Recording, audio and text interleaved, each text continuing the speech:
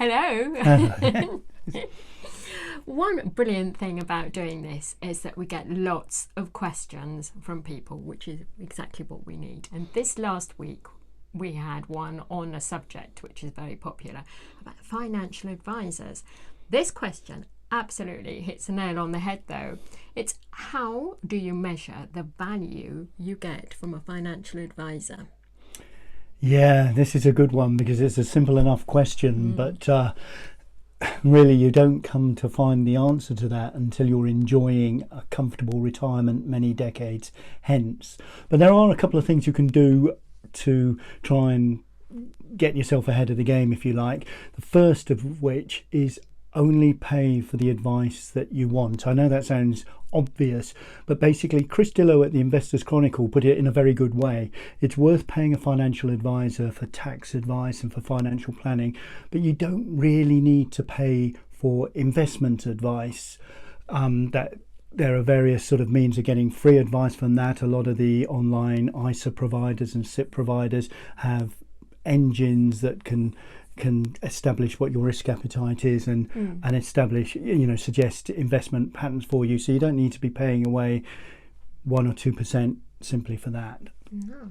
So how do you get to know what the charges are, how much it is going to cost you? Well, this is the difficult thing, because basically if you're just setting up a pension and you want tax planning, you've got to make sure that you're not sold the sort of services that cost a lot more but don't add that much value to you, things like the investment advice and what have you. But basically Brits take the view that if you have to ask the price, you can't afford it. Which is, do you know what I mean? The number of times you've crept around a sort of high-end garage or something like that and the prices aren't there, or an art gallery, so you assume you can't afford it.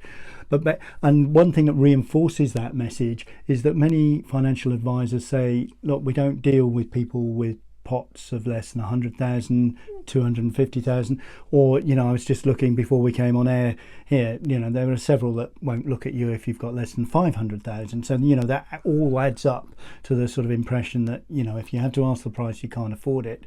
But the thing to be aware of there is most advisors will offer a free initial consultation, and the fact find will be free as well.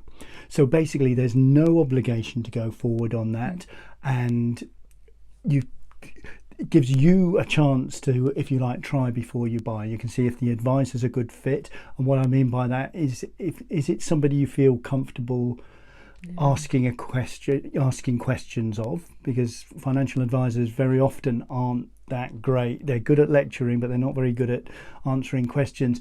And the other thing is it somebody you'd feel comfortable taking uncomfortable advice from? Because you might have an overinflated view of what sort of retirement income you can expect, and they will have to bring your expectations back down to earth. So that's a very sort of different dynamic to just listening there and sort of optimizing. It is a very personal. But you're talking about something that's vitally important, aren't you? Yes. So how about the whole issue of independence? I mean, what does independent mean in independent financial advisor, IFA? Right. In terms of an independent financial advisor, it's an advisor that doesn't get remunerated by commission. Basically you pay them a fee. It can be a fixed fee or it can be a variable fee depending on how many products you have or hours are spent on the transaction. But basically they're not incentivized to sell you something.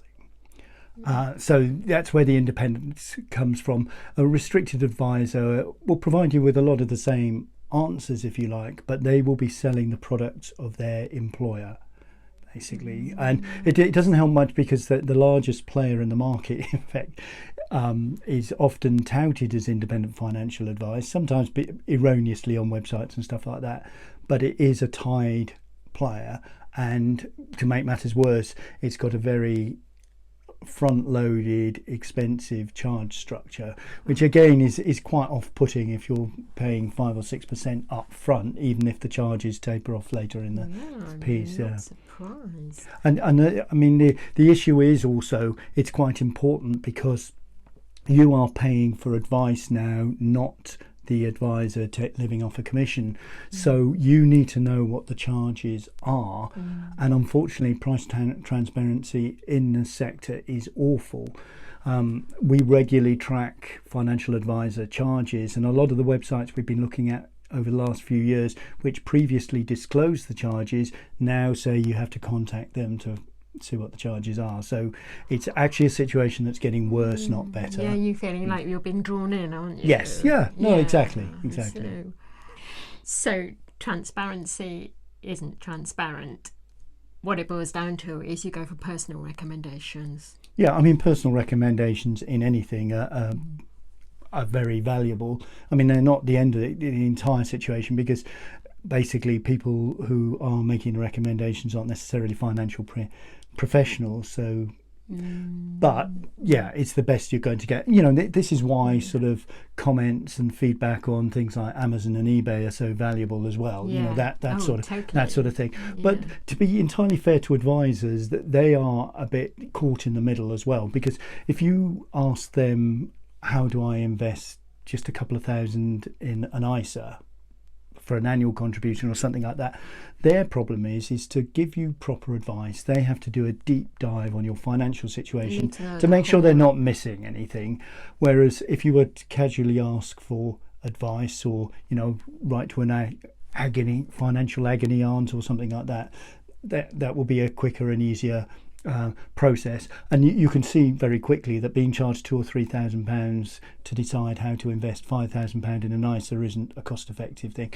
And so you can see why a lot of the financial advisors have minimum size of pots that they want to deal with to cover the costs. And the costs are quite expensive. You know, if you have to go through somebody's entire financial background, that cost. There's also the problem of liability insurance. You know, we live in a litigious age, and liabilities unfortunately come up very regularly in this sector, large part because you've got a regulator who allows or facilitates quite a bit of bad behaviour. It doesn't necessarily make it very easy to distinguish between truly independent advisors and tied or restricted advisors. And there have been several scandals in recent months and recent years that the FCA, the Financial Conduct Authority, really should have been on top of, and they've not been anywhere close to being good enough on that. So basically, that's, you know, from my own perspective, that's why I'm an educator rather than an advisor, because I realise what an invidious situation they're in. You know, I find that people want to ask the questions and understand what the issues are, and you know, if you don't happen to have the £500,000 that some advisors require to even open the door to you, that's you're talking about an unadvised sector here, with people who haven't got sufficient wealth, and they're probably the ones who need the guidance most. You know, and you have found it really. People have come to you asking you questions because they feel that you're approachable.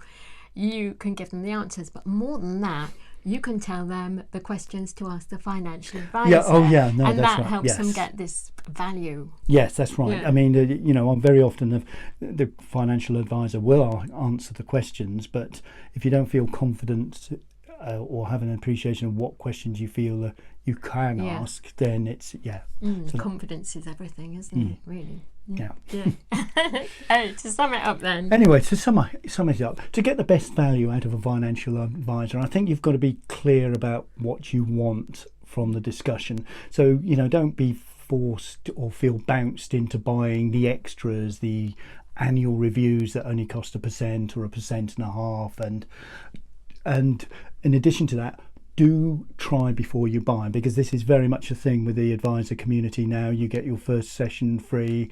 There's certain times of year when financial advisors actually offer a lot more than that free, and it's worth trying that, seeing whether you're a personality fit, whether you think you'd feel comfortable taking this person's advice, and whether they're being open and transparent about charges, because this is not a cheap process.